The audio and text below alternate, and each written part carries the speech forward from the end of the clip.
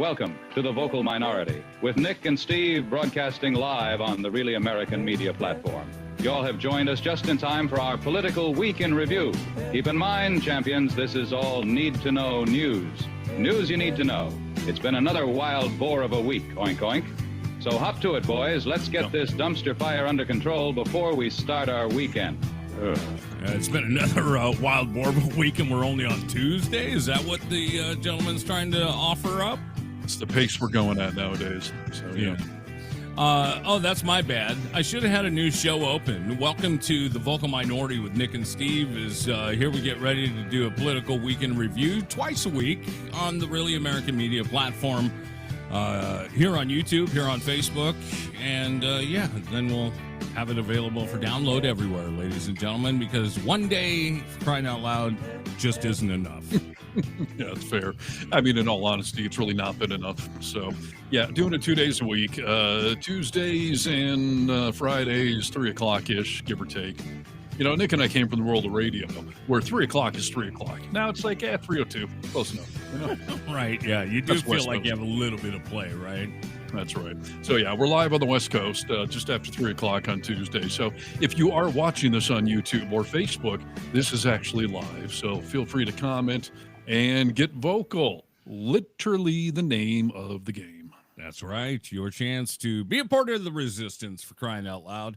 We'll get into just how much we're all a part of the resistance in a few moments here. We had some nice events here this past weekend, and look at that, Stephen. Already people in the chat raring to go for political talk. Yeah, all over the place. What do we got? Toronto here. We got Australia. We got San Diego, Massachusetts. We got Indiana, Tucson, Arizona. I mean, hello. Global podcast. What do you know? Yeah, and when we type back to the chat, we say it multiple times. Hello, everyone. That's right. We got Spain. We got Alaska. Jeez. All right. So let's not disappoint the masses, Nick. There's never a lack of things to talk about in this day and age. But yeah, where to go? Where to begin? Yeah. Well, some of these, this is funny, dude. Some of these first chats, get rid of Trump.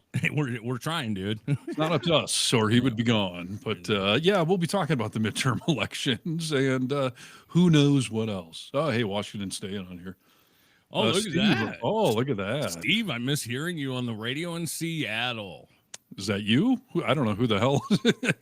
And why would they point me out and not you? Nick and I were both on the radio in Seattle. Well, they don't miss hearing me, dude. They miss hearing that you. Could be. Where did they listen from? Was it the Good Time Oldies, as you can see over there, or was it the Buzz, as you can see up there? So, Yeah. Was it one of the many? But the important part is here we are today, and we're going to hop into your Political Weekend Review, Tuesday edition. This is Need to Know News. News you need to know. Hello, Americans. This is Paul Harvey. Stand by for news. Indeed. All right, where are we starting off? With immature behavior or other topics? I don't know what we hiked as our main thing today. I don't know either. We have a lot of important things to get to. I figured as we roll into this show, we should probably, let's go over the No Kings, dude. Let's go over the No Kings protest that, oh, God. Yeah. Let's go over the No Kings protest, dude, because, well, it was quite the protest. It was. Sorry. If you're listening online, or if you're listening to the actual podcast, I'm just laughing. Sorry, Nick. I just remember Steve's melodious voice. Is that a word, melodious? I guess so. Melodic. I don't know. That's your girlfriend, but, you know, come on. Yeah, she's working, but yeah, okay. No King's protest. Yeah, sure. Let's talk about that because, boy, quite the turnout, quite the spectacle. And as I suspected in the major cities, it was just a ton of people. You actually kind of got screwed by that, did you not? I did get kind of screwed by that. I had an event to go to on Saturday, and yeah, it was just weird time for me to drive into downtown. And when I did, I drove downtown and got stuck in all the traffic. I couldn't even get out of my car, dude. I only had about an hour and 10 to play with, and yeah, I couldn't even get out of my car.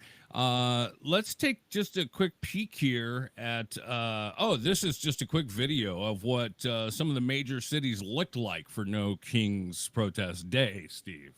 Okay.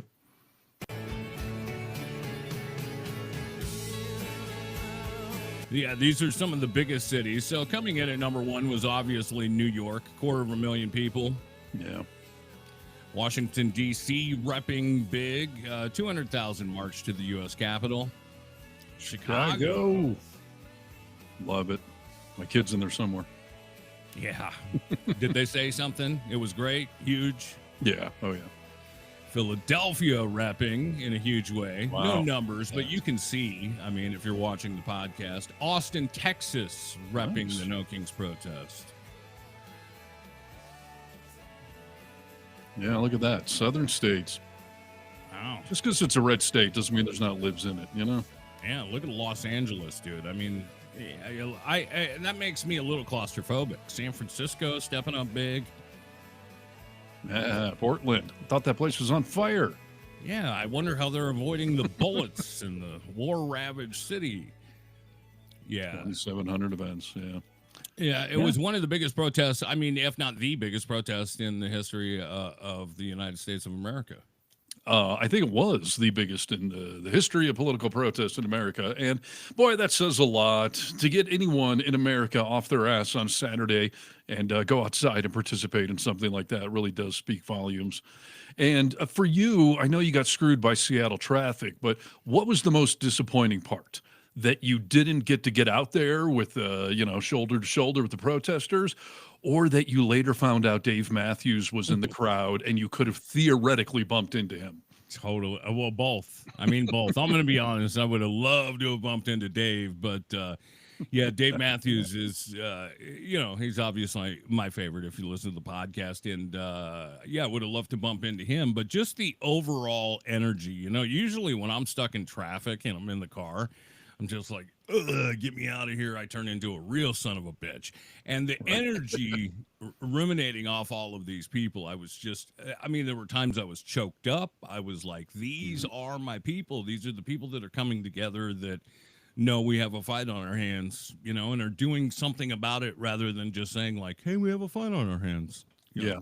Well, speaking of a fight on our hands and the No Kings protest, I was told that we're all a bunch of Antifa-loving, Hamas-supporting, extreme left-wing terrorists, that we all hate America, yet there were multiple arrests on No Kings protest day, but none of them were liberals. They were just agitators from the red side? Is that what you're saying? Yeah, the last report I read was 22 arrests, which is not a lot in the grand scheme of 7 million people out there, but they were all mega types that showed up to be asshole instigators. So yeah. I definitely find that humorous that, yeah, we dispelled not that it was ever in question, but this myth that we're all a bunch of left-wing extremists. 7 million of us showed up and not one car was flipped over, burned down.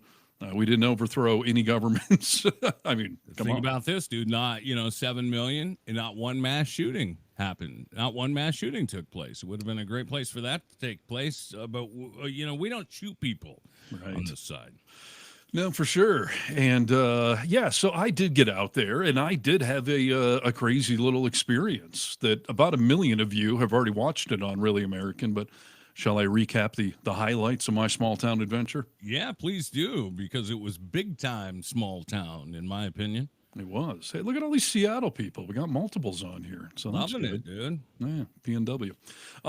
Boy, I had quite the experience. I really wanted to go to our local No Kings protest, which, if I move my head back there, my picture of Lake Tahoe, that's where I call home. And I cannot get to the bigger one in Carson City, Nevada, capital of Nevada. It was too early in the morning. But I went to Tahoe in the afternoon on the South Shore there. And I've done a lot of protests there over the years, either showing up or I show up to cover them too, doing, radio. Right. This is by far the biggest. I don't have an exact count, but certainly well over 1,000 people. Potentially 2 or 3 over the course of the couple hours came and went. And that was impressive. Oh, I'm sorry. Are you frozen? No. Okay. I'm here. Yeah. Okay. No, Anyways. I'm right here. Okay. It was impressive enough that several thousand people showed up, and I went around talking to people, and that was fun. And I got a bunch of pictures of good protest signs, a couple of which Really American shared on their various social medias. So that's cool. But yes, I then had this crazy experience where I don't know if anyone in Tahoe actually understands that I work for Really American and that I have this sort of national platform at my disposal. Well, let's back up, dude. So Steve owned the radio stations in Lake Tahoe for a while and had, I mean, you were the biggest person that could get the word out in Tahoe's area for a long time. And that's how people know you there. Correct. So, you know, they still find you as that person, like, oh, the media is here.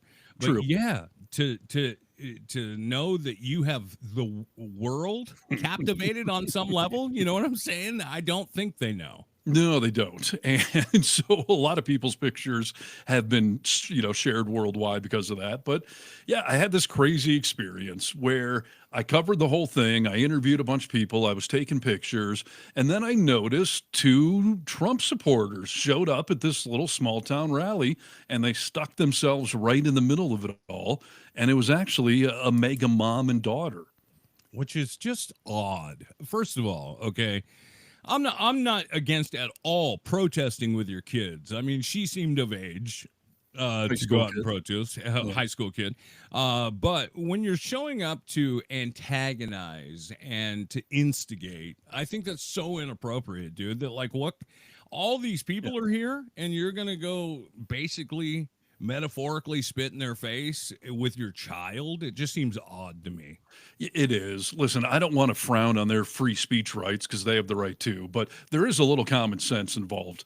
I guarantee you, if two lone liberals showed up to a massive mega protest, they would get their asses kicked. I mean, we saw it with the Charlie Kirk vigil the night of his shooting, where one liberal goes by and just says, fuck Charlie Kirk, and the whole mob just, obliterated the guy. Totally. So I actually think they were treated quite well, but I went over and actually talked to them because at first I couldn't believe that there were Trump supporters there. So I went and I did a brief little interview with the mom for what she was willing to tell me. And I asked her, like, first of all, are you the lone Trump supporters? And she was like, yeah, I guess we are. And I was like, what do you like about Trump? And she gave some just non-answer, which I knew they were the real deal. As soon as she could list no reasons as to why she supported Trump. She said something like, oh, he's bringing back America's good old days. Like, yeah. What the hell does that even mean? The good old days when that woman probably couldn't vote. But, and I'll tell you too, one of the funny reasons I know that this kid was a high school student. Yeah. As soon as I brought up to my son, who was 16 and is a local high school kid, I was like, there was some Trump-loving, teenage high school-looking girl there, and he was just like, "Oh no, show me her picture." And I showed him her picture, and he was just like, "I know exactly who that is." I remember this now. He told me a year ago that some girl was kind of flirting with him at school, and then he found out she was a Trump supporter, and just like a Kool-Aid drinking level, and he was just like, "I want nothing to do with her." Yeah, dude. Can you imagine him bringing her home for Christmas? Right? Yeah. No, I cannot. So, yeah. So, as soon as I got done doing this little brief interview, I kind of feel like I put a spotlight on them. And as soon as I stepped away, the crowd kind of gathered in around them, not in a like confrontational sort of way. I mean, not like physically confrontational, but they all started chanting, fuck Donald Trump, fuck Donald Trump. I mean, they were drowning these two out.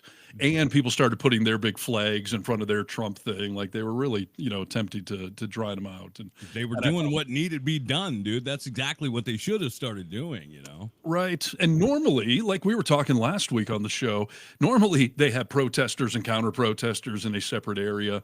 So I don't know if they just didn't think any Trumpers were showing up, but there was nothing like that. And these two made no attempt to be on one end or the other. I mean, they wanted to be smack dab in the middle. They were clearly looking for trouble, right? I mean, they wanted attention at a minimum, but you have to expect trouble. Most of those Trump most of those maggots that own a flag are looking for trouble. Yes. We don't have flags. We don't have a flag, dude. No, the American flag, goddammit. Yeah. And by the way, they're a bunch of cheapskates because they were so outdated. Brandon didn't even run for president. So get a new freaking flag if you're at least going to show up. You're really committed, for crying out loud. Yeah. So anyway, the crowd starts chanting. And at this point, I just kind of step back and I'm kind of laughing at the fact that here I am, co-host on the Vocal Minority, one of the Really American daily hosts, and these people are doing this shit right in front of me. So I've got my camera and I'm just sitting here stepping back and I figure like this is going to escalate into something. And when they all started chanting, fuck Donald Trump at them, I figured that was good enough. Like it's funny that they all got shouted down. Sure. But then, of course, Mega just can't let anything go. So the little high school girl starts arguing with all these adults, which that was funny enough. But then the mom actually took things up to a whole nother level. So let me Imagine that, dude. Like mother, like daughter. right? I mean, way to teach the kids, lead by example. So I'm just going to show you the raw video. It's like 10 seconds. So then it's going to end with a little slow motion zoom in. So you can watch this woman. She starts getting in a confrontation with a liberal protester. The lib person, and at first I thought it was a man, but it is a woman. I looked into it. Okay. They just held their sign up. I want to say in her face, like they didn't shove it like directly in her face, but she's mouthing off and they held their sign up in a like read the sign sort of thing. And then this is what happened.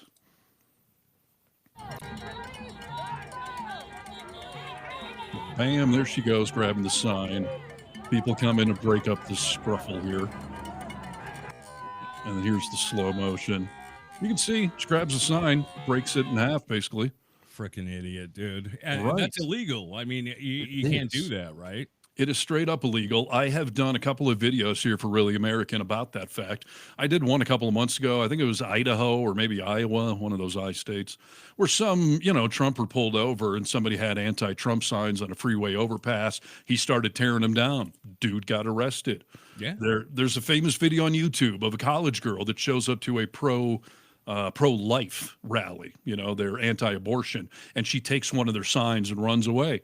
And even though she gave it back to him, she got arrested. You can't do it. No. It's theft. It's vandalism. It's a form of battery. Like it's just not legal.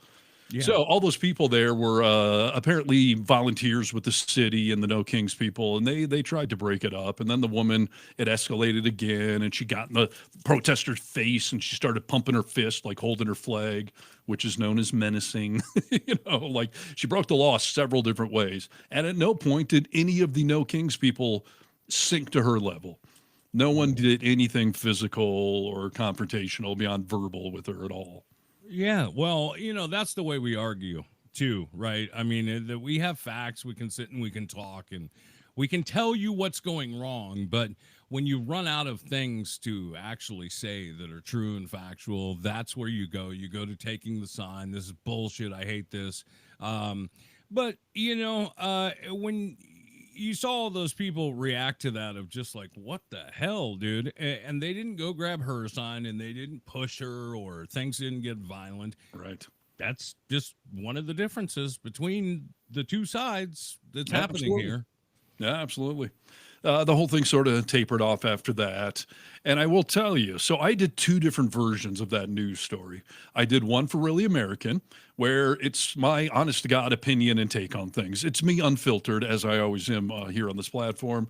At some point today, that thing's going to hit 1 million views. So if anyone hasn't seen it, I would encourage you to go check the whole thing out. Because not only does it have the fight thing in there, but it's got interviews with people, that I met on the street.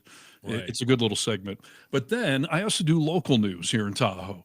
So I did a separate version of it where I wrote it in almost a lawyerly like thing. I wanted to be, bipartisan. I did not want my opinion to come across. Walter Cronkite. Dude. Right. Now, maybe the fact that I even covered the event, some people would say makes me a liberal, but so I posted that thing locally on my local news channel.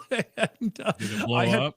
It did. I had to shut the comments off because so many mega stooges were threatening violence, and it was just name calling, and it was denialism, and people started accusing me of being biased, which is hilarious because it's not biased if you cover an event that makes someone look bad.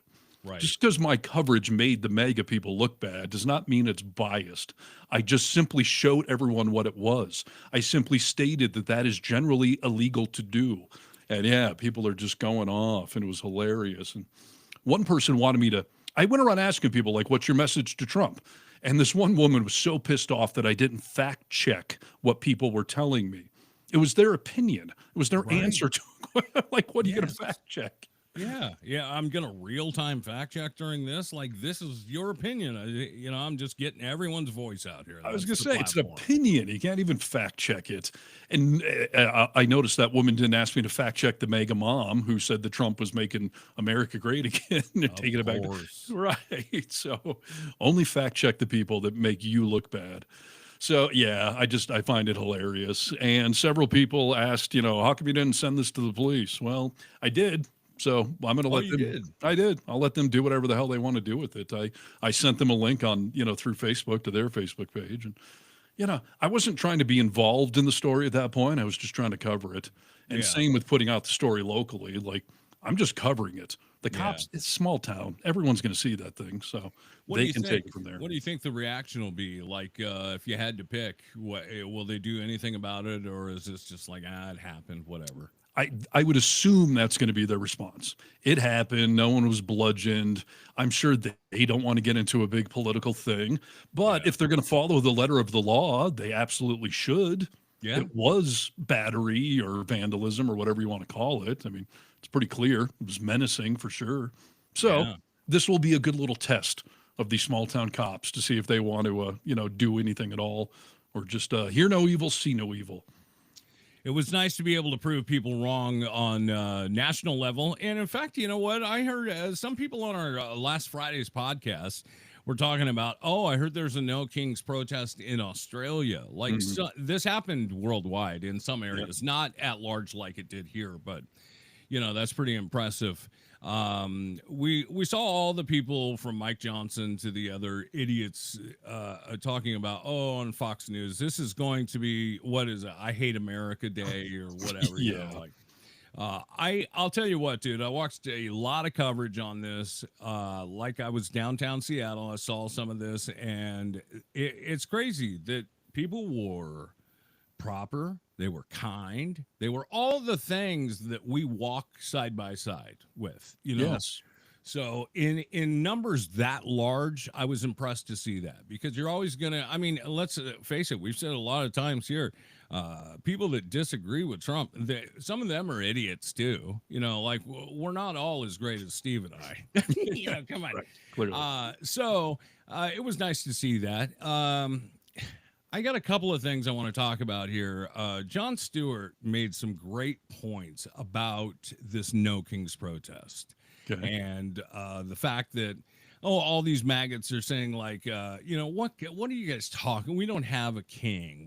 Yeah, you're right. We don't have a king. We don't want a king, and it's getting closer.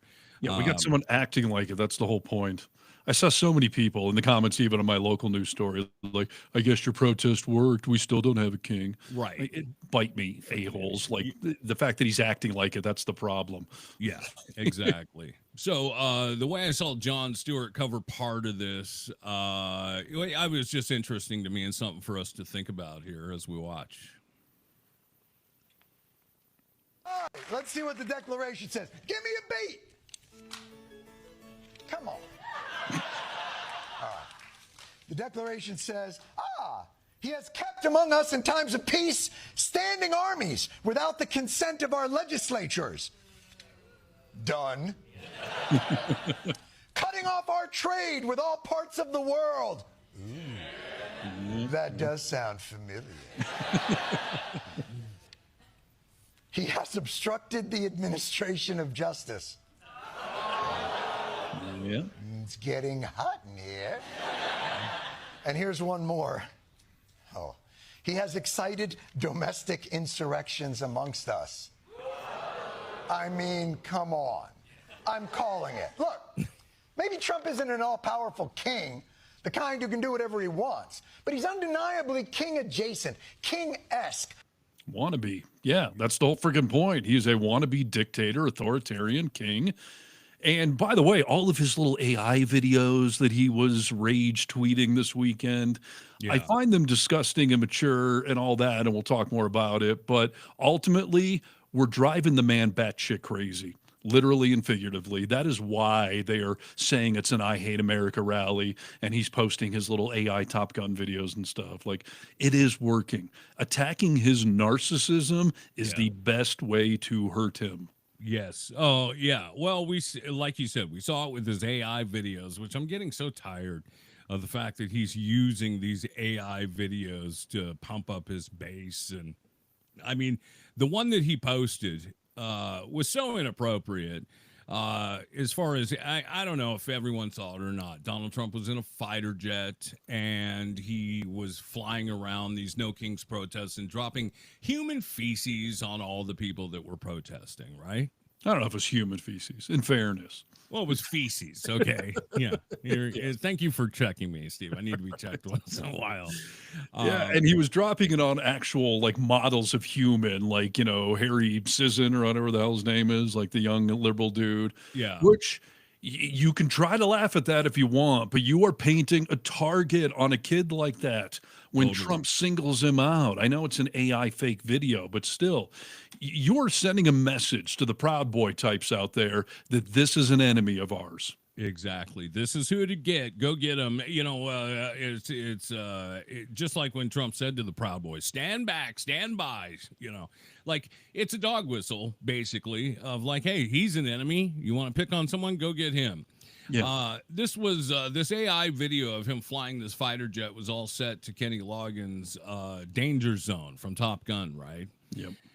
I read this morning that Kenny Loggins said he in no way gave permission to do that and that he would like it to be, you know, taken down and never used again. He used it without his permission. They requested a flyby, and he said, negative, Ghost Rider, battery's full. That's exactly right. Well said, my friend.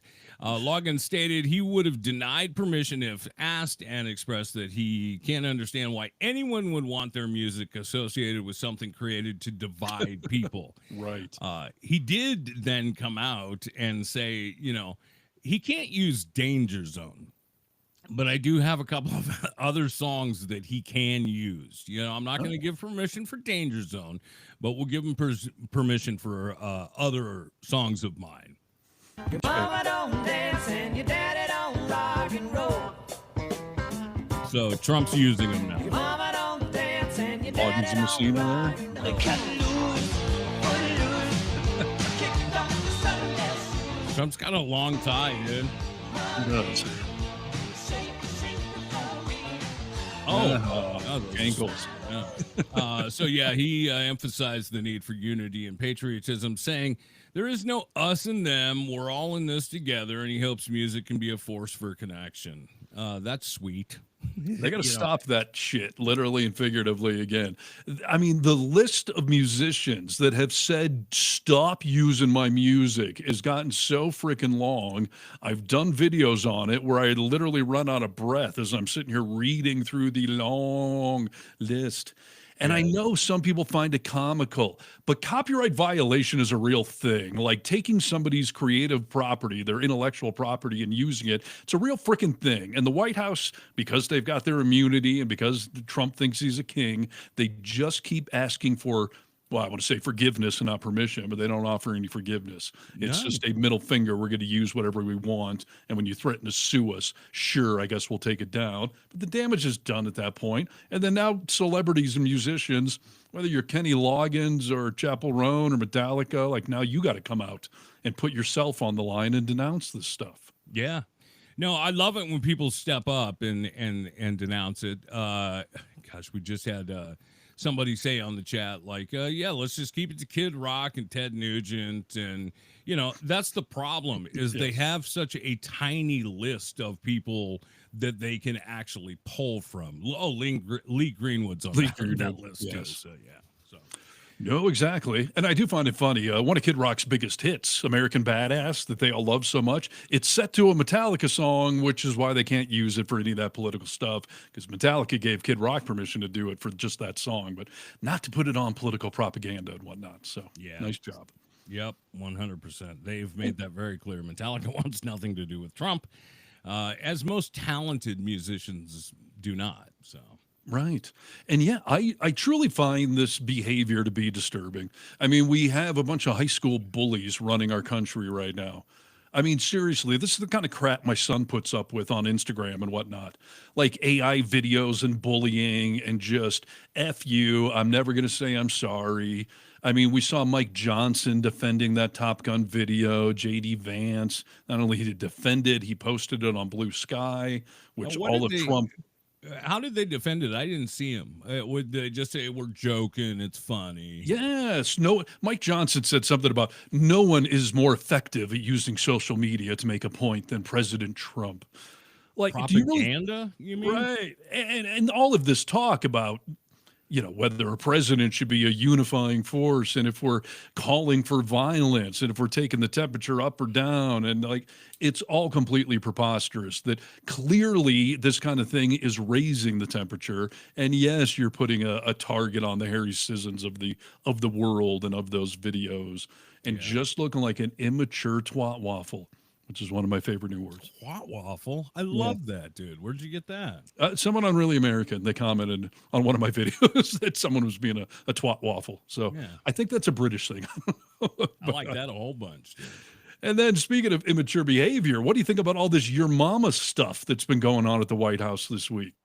Yeah, we can talk over this. Is just this is all I have for showing the text of some of this stuff, but yeah, explain the story to me a little better, dude. I understand that there is some sort of text going back and forth. Did this start with Caroline Levitt? Yes. So, yeah, what you're seeing right there, this was in response to somebody from the Huffington Post asked why they were going to have this peace summit between, Ukraine and Russia in Budapest. Who suggested Budapest? The reporter asks. And frickin' Caroline Levitt, I don't know if that was her or her rep, but replied, your mom did. Who asked for that? Your mama did. Right. Like, this is a representative of our fucking government saying your mom asked for it. It's unbelievable, dude. You're right. This is the kind of shit that your kid deals with in high school.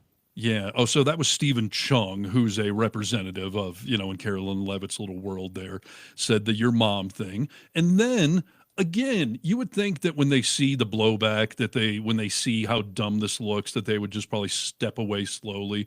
But no, the Pentagon's top press aide is horning in on the White House press secretary Caroline Levitt's childish insult game, telling the Huffington Post that Defense Secretary Pete Hegseth wore a tie that resembled the Russian flag because, quote, your mom bought it for him. It's unbelievable, dude. I don't even really know what to say about it. Right. What can you say? This is literally grade school immature bullying stuff. Your mom did. And by the way, the tie he was wearing, I don't know if you saw it. It was red, white, and blue, but it was striped in the pattern of the Russian flag. And one of the, let's see here, Hegseth wore the neckwear during the Ukrainian visit to the White House, for which he won compliments from a top aide to Russian dictator Vladimir Putin and the official Russian news agency TASS, praising him for wearing a tie that looked like the Russian flag. These are the guys that beat the shit out of Zelensky when he showed up to the White House, just not wearing something nice enough. But Right. it's just crazy. And I really do think before they make these moves, is there thought put into it, like as far as like, ooh, I'm gonna get him big, this will be so funny, or do they just pull it out of the closet and wear it? A little of both. I do think they think it's funny. I mean, obviously, this Department of Defense person knew damn well that this Yo Mama thing was already out there and decided that they would pile on it. So Yeah. they understand they're being dumb and immature, but they think that's appropriate. Yeah. And that's the level of discourse. They don't feel like they can argue back with facts or some sort of intelligent discourse. They just got to go to your mom jokes because that's the level of idiots running our country. I mean, it is the movie Idiocracy, which I finally watched in full. The Mike Judge movie, the guy from Beavis and Butthead, King of the Hill, wrote this movie eons ago. And it was about the fact that America is not going to evolve to be smarter, or planet Earth won't. We're going to evolve to be dumber because the megatypes, the rednecks, are breeding at a rate that outpaces the smart people. So eventually we end up with just complete morons. And one of the funny things is that president in that movie is this celebrity, wannabe tough guy, and his cabinet is just a bunch of fucking morons. And that is what we have happening. They put on like extreme fighting matches at the White House to get the rubes all riled up. I mean, this movie came out like 20 years ago, and it looks like a freaking documentary now. Yeah, maybe this is where they pulled some ideas from, because they think it's I do great. wonder. It's crazy. I I'm do gonna have to wonder. watch that movie. I've never seen it. Yeah. So there you go. I am perplexed. Literally, this is crap I would tell my son not to get down in the gutter with. Like, don't talk to someone that way. Don't tell them you're, yeah, but Don't here we go. engage. Yeah. Yeah, that's absolutely nuts. Well, hey, did you see that they've started demo on the White House? Oh, yeah. Yeah, definitely saw that, which is odd because Trump said that there would be no demolition of the White House. It was bad enough when they started cutting all the trees down to make room for this freaking ballroom. But Trump had originally said that this would not affect the facade of the White House, that this thing would butt up next to it, but wouldn't affect it. Yeah, it wouldn't affect it at all. I don't know. This video looks like it's being affected to me, dude. Yeah, slightly. Yeah. Come on. Having a little issue with my my play today. Well, maybe I won't be able to play it. Is it gonna It play? won't interfere with the current building. It won't be. It'll be near it, but not touching it. I And know my pays total son- respect to the existing building, which I'm the biggest fan of. It's my favorite. It's my favorite place. I love it. Wow. Is that not unbelievable, dude? I wish that was AI. Like, that's the time you use AI. I cannot believe that, when Trump made his way into office, I thought, oh, there's going to be checks and balances, people to stop him from doing completely heinous, stupid shit. When I see, I don't even know how to talk about that large machinery breaking through the White House. That is insane to me. And when they tore the Rose Gardens down, I thought, that seems completely inappropriate to me, dude, that they would, get rid of such a historical place and everything else. But I mean, you see tractors or, heavy equipment breaking down the White House. It's freaking nuts, dude. Yeah, and I'm trying to get a good answer out of what Dee is asking here. Surely it's illegal to damage historically important buildings. I mean, clearly it is. I also know that presidents can make some changes or alterations, but I mean, good grief, knocking down half the building to build on a ballroom that no one asked for, that Congress didn't approve the spending for. I know that the White House is under the jurisdiction of the Parks Department there. I mean, I would assume there has to be something wrong, illegal about what he is doing. Like, no one has to approve this? You're telling me a president can just go in there and literally bulldoze the place and make the perfect metaphor for what he is doing to America, by the way. Completely. It's my favorite building. It's a favorite building of mine, Steve. And he just is dumping all over it. And like we've been saying on the show, man, like he just wants to remake everything in his image. This arc to Trump that he's talking about. And people, we're 6-7 months into this craziness. He is just going to keep freaking going. You remember when Obama, back in 2010 or something, at the White House Correspondents' Dinner, Trump was in the audience and Obama started roasting him? Yes, and it was done well, by the way. Yes, but Obama put up a picture of if Trump's ever in the White House, that he's going to, renovate the whole place. There'll be gold everywhere, neon Trump signs everywhere. I mean, that is essentially what he is doing. And I hope Obama didn't, inspire it per se, but I think that night, dude, Trump saw those pictures and was like, I could do that? I could make it mine that way? Yeah, because we've seen all his Hobby Lobby shit in the Oval Office, so yeah, that's what he's doing. No, he absolutely is, and it will not be the end of it. So, there goes the White House. People still screaming to show us the Epstein files. When are we going to see those Epstein files? Has that little Betty from Arizona been sworn in yet, Steve? No, she sure hasn't. And Mike Johnson is just tripping all over himself trying to figure out how to justify that because he can't. I heard his latest thing is the Pelosi standard. Well, Pelosi once waited 21 days to swear in a new member. And the reporter was quick to point out, that new person picked that day. that was 3 weeks down the road. And Pelosi just said, okay, you want to do it in 3 weeks? I'll do it in 3 weeks. Like, it is such bullshit. Obviously, there is no valid reason. And everyone knows that that person's going to be, I think it's the 218th vote that will release the Epstein files. And as Eric Swalwell said a week or two ago, that there's a bunch of Republicans telling him privately that if we know you have the votes, we're going to vote for it too.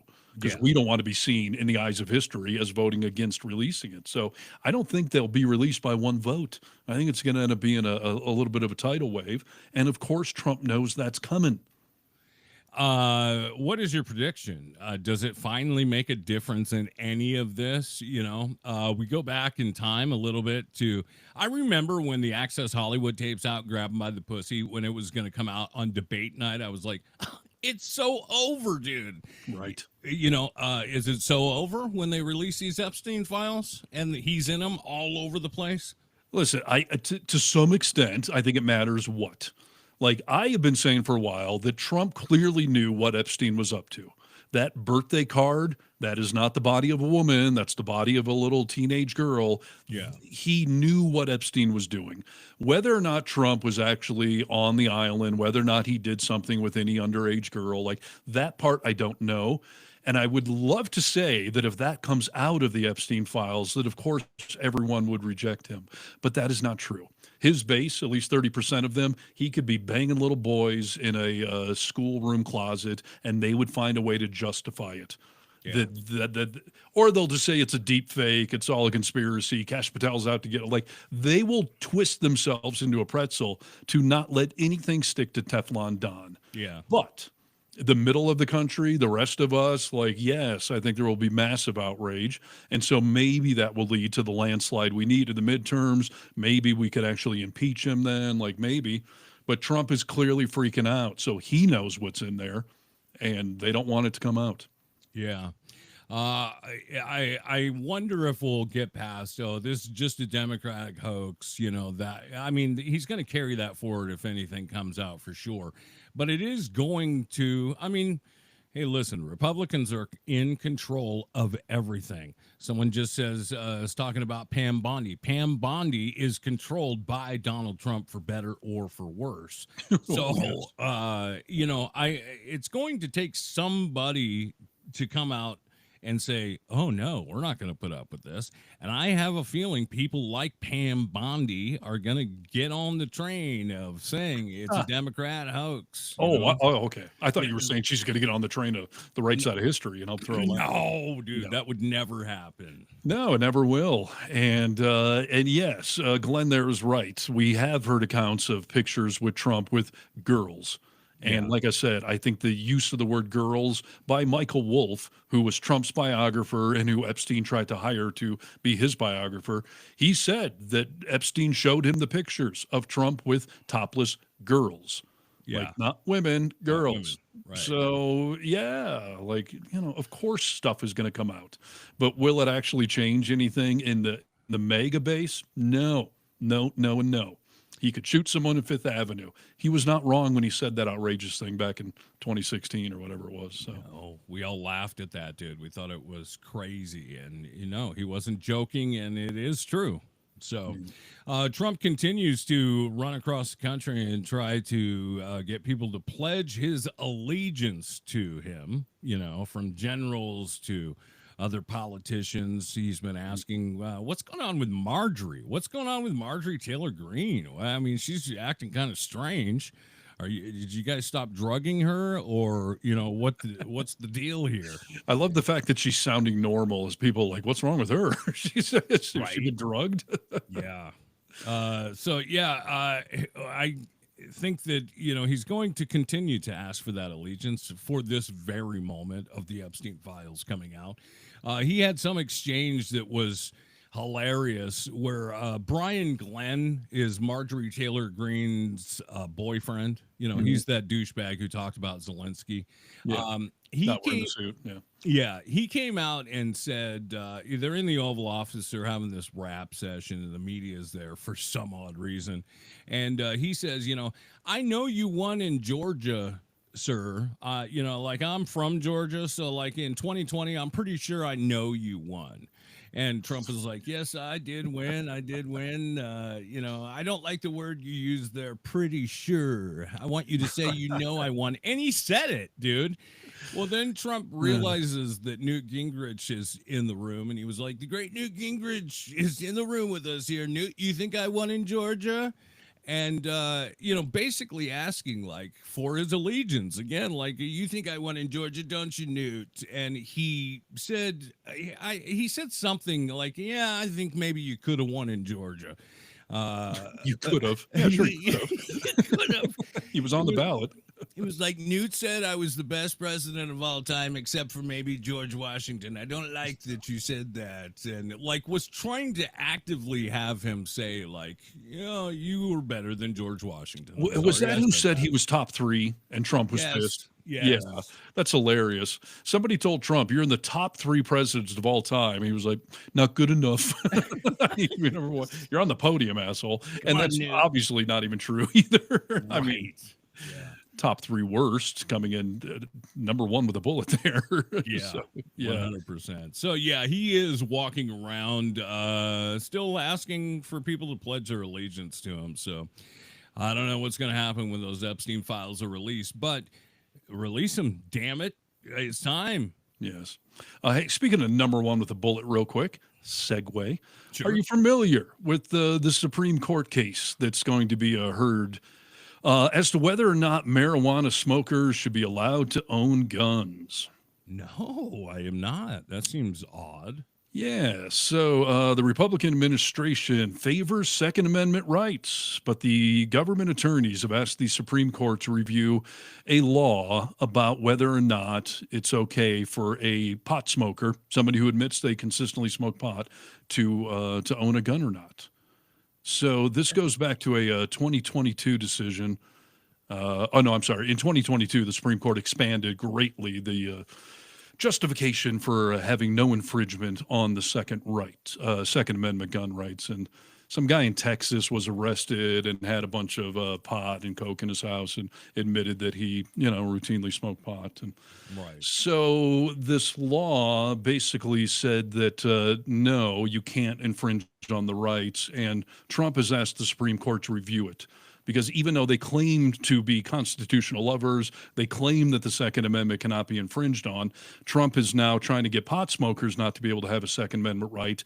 And we saw recently he wants all transgender people to not be able to own guns because they have a mental illness. Transgender for everyone. Right. What does this mean, dude?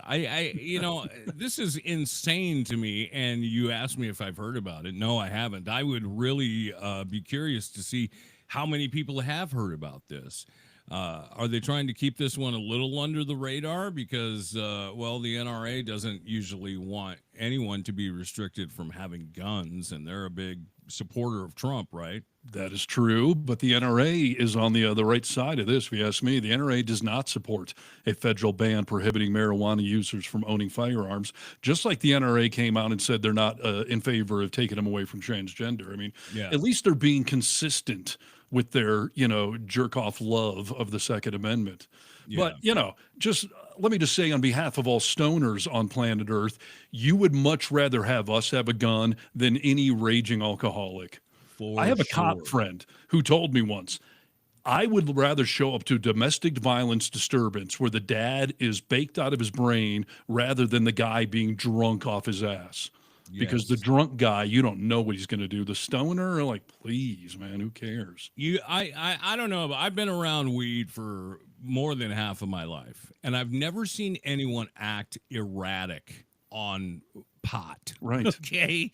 Alcohol? Yeah. I mean, I don't know. 7 out of 10, 6 out of 10. I don't know what the statistic could be, but yes, erratic behavior. Alcohol, not pot. No, absolutely. I would say that all gun owners should be required to be a stoner.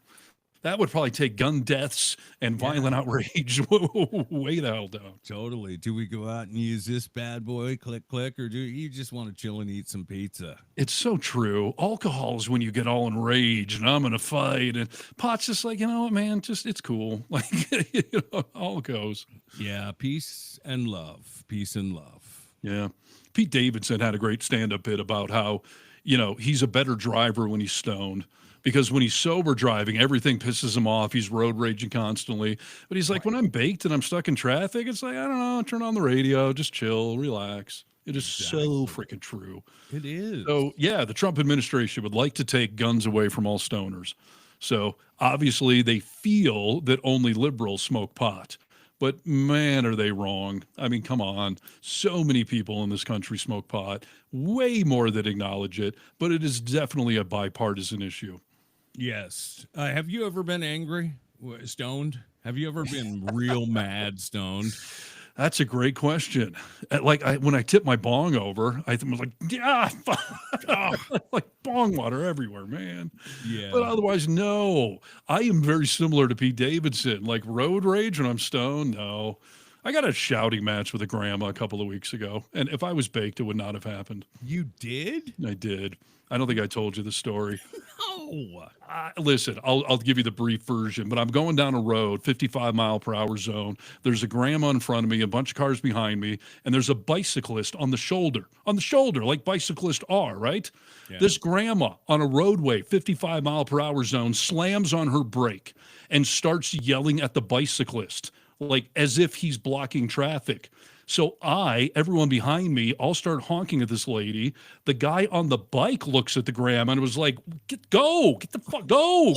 Like, what are you doing? So we end up both turning right on the same road. I'm behind her. I got my son in the car. I don't want to be behind this woman. I don't know what she's going to hit the brakes for again. So I pass her in a passing zone, by the way. And my son's just like, oh my God, she was just screaming at you as we drove by her. We ended up being at the same stop sign a couple miles later, and there's a few cars in front of me. This woman gets right on my bumper and just like this is a grandma. Yes, and I can see her screaming at me in the rear view. And if she had just honked the horn, I would have been whatever. But she would not stop the fucking horn. So yeah, I jumped down and was like, "What is your effing problem?" She's like, what are you doing? Pass. I'm like, you almost caused I got an accident over there. You can't get around a bike. Like, I got my son in the car. And she won't roll down the window. She's just screaming at me through it. I'm just like, I should have just taken a hit before I left. You jumped out of the car? Absolutely. Wow. This woman pushed me to that point. Wow. So, yeah, I road raged a little at a grandma, but she was instigating at me. She almost caused an accident. I passed her safely at a bad, like, don't freaking lay on your horn like that to me. Just, yeah. So, no. Sorry, grandma. I've seen you road rage before, dude. You're scary when you road rage. And, it's funny. A week later, I had another incident with a grandma around here. And this time I decided, you know what? I'm going to take this down. I'm going to try to calmly talk to this woman because I was in a roundabout and she cut me off. She doesn't know how to use a roundabout. And I pulled up next to this woman. I was just like, hey, and she looks at me and she gives me the middle finger. And I was like, no, I just want to talk to you. And I'm like giving the calming gesture. Like, I just want this old lady trying to help an old lady across the street, basically. Like, you're going to kill someone to get yourself killed. Like, I don't know why people don't know how a roundabout works, but I'm like, I can't win. I rage and it doesn't work. I try to calmly talk to some old lady. It doesn't work. Like, or pot. That's the answer, Steve. Yes. More pot. Yes. Hey, have you followed at all what's going on with the in Virginia, the Attorney General's race? Do you know anything about what I'm referring to? Is this the dude sending violent, threatening texts? Yes, dude. I mean, this is pretty insane. I don't know if you know it, but Jason Miyares is Virginia's first Hispanic Attorney General, known for his tough-on-crime focus and his emphasis on public safety. Jay Jones, a former state delegate and former assistant attorney general for Washington, D.C., with a background in voting rights advocacy. These guys are, fighting it out basically on stage in debates. And this guy Jones, Jay Jones, said a ton of really weird stuff. And maybe it's more than really weird stuff. Trump was asked about Jay Jones, and he had kind of a funny response to it. I'll play it for you. Who said what? Jay Jones in Virginia. Jay Jones, you mean the one that wanted to kill somebody's children and kill somebody? You mean the animal that wanted to kill somebody? Yeah. Who should not be allowed to be running for that office? Yeah, he's saying he went to see you in court. I'm wondering if you knew the response and if you're considering getting involved in that race. Well, what is he saying? He said in the debate on Thursday night that he can't wait to sue your administration and see you in court. No, he's a third-rate intellect. He's a guy who I've never seen anybody say what he said. That he wanted to kill his opponent's children. He wanted to kill his opponent.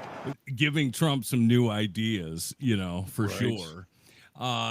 He goes on to just, continue. He's a third-rate intellect guy. But this is something, dude. This is from the actual debate. And I find it a little bit stunning that today you say one of the pillars of your public safety platform is protecting children. Were you protecting Jennifer's children when you said you wanted to see them die in their mother's arms? How can anybody who's ever worked in any of the crimes against children, all of the areas of federal and state local law department, how can they ever take you seriously, be the top prosecutor, knowing that you view that children should die to advance a political agenda? It's unconscionable, and if you were truly sorry, you would not be running for this office because you disqualified yourself. So some of the shit that he said, dude, was talking about like 3 people, 2 bullets, basically picking who he would shoot out of the 3. Right. He said that he wanted to piss on the graves of his opponent's children, stuff like that. Can you believe that comes out? He's made an apology here, and I find the apology somewhat comical. And you're also going to hear from my opponent about text messages that I sent that I deeply, deeply regret. Let me be very clear. Please. I am ashamed. I am embarrassed. Okay. And I'm sorry. You are? I'm sorry to Speaker Gilbert. I'm sorry. I'm sorry to his family. I'm sorry to my family. And I'm sorry to every single Virginian. I cannot take back what I said. You cannot. But you have my word that I will always be accountable for my mistakes. Oh. And you also have my word that I will spend every waking moment fighting for you. The gall that it takes to get back on stage and be like, I'm sorry. You have my word. I'll never do anything shady like this again. Right. So listen, in a normal world, I would call on any Democrat saying something like that to get the hell out of the race. You're embarrassing all of us. Yes. But we don't live in a normal world anymore. We have a president who has set the bar so freaking high for inappropriate things, for calls to violence, for election interference, for deporting Americans. Like, until I hear MAGA World denouncing every freaking thing like that Trump has ever said, you don't have the moral high ground to denounce anyone else. I agree, but I struggle with it at the very same time because I feel like it makes me one of them, and I don't want to be that, dude. Well, listen, I denounce him in the strongest terms possible. But here, at least the guy owned it. Do you ever hear Trump owning something? Saying that he messed up, that he's embarrassed by his actions? You're right. Like on some level, you got to give the guy credit. He's trying to be a leader. He's mouthed off in private. He didn't think it was ever going to become public. But yeah, he put his foot in his mouth, and at least he stepped up and apologized for it. So there are lessons to be learned in that. Yeah, I suppose. Based off just our chat alone, people are like, he's sorry he got caught. Liar. He apologized, but I don't think he's going to get the votes that he needs. I think, See, look at this. Freaking Michael Jackson, of all people, chiming in from the grave. You guys are violent and unhinged. Who, me? I think he's referring to us, yes. Wow. But again, this is what I'm talking about, man. Like your leader, assuming you're a mega Michael there, like, no, I'm sorry, man, but your leader does not get to put his foot in his mouth constantly, embarrass the shit out of everyone, call for insurrections and violence and pardon criminal, and then someone was pissed off in a private chat message, and no, now we all have to freak out about this. Like, completely. I'm telling you, I think the guy should drop out of the race, but he's apologized. He's probably not going to. I just save your outrage. And tell you, it's just like the Destiny thing with the Charlie Kirk shooting. He refused to denounce it because until Trump denounces it, what are you picking on the guys on the internet for? You'll let your dear leader get away with anything, but the accountability has to come from 2 talking heads on a podcast. Totally. No, bite me. No, I understand what you're saying for sure, and I do agree with that. And people will vote, and he probably won't win. So yeah, I don't know. You do what you want.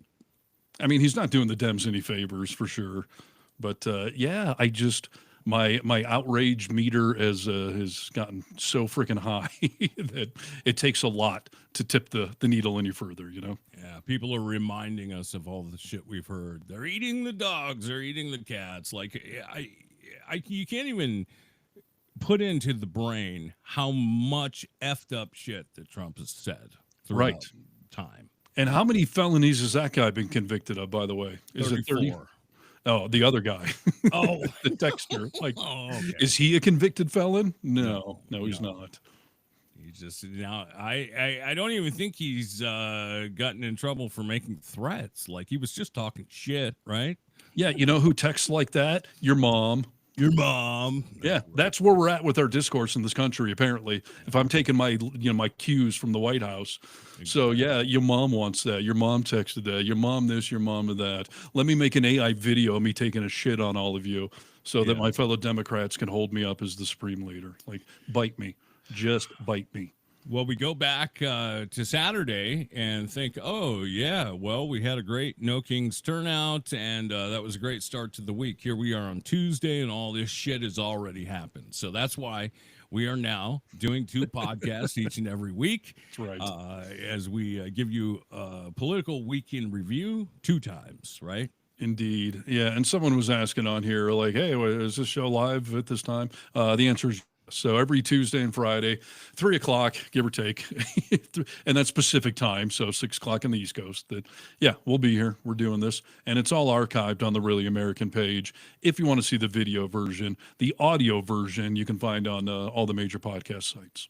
Jim Phillips is talking about fake news, Steve. You won't find any of that here on the Vocal Minority with Nick and Steve, and that's what makes this show so fantastic. Jim, thanks for joining us today. Right. And a final farewell to Michael Jackson. D says Michael Jackson loved blowing bubbles. Yes, that's true.